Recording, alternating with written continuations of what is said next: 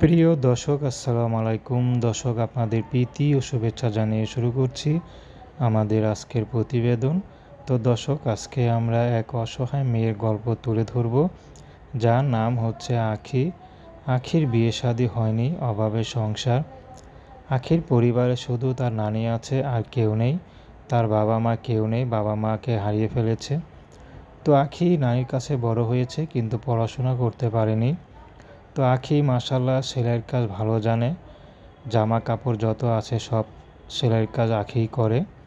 তো আখি ভালো বানাতে পারে, কিন্তু যেখানে থাকে সেখানে তেমন কাজের কোনো মূল্যায়ন নয়, এর জন্য টাকা বেশি পায় না। তো আখির নানি খুবই অসুস্থ। তো আখির নানি চাচ্ছে আখিকে বিয়ে দিতে, কিন্তু টাকার জন্য বিয়ে দিতে পারছে না।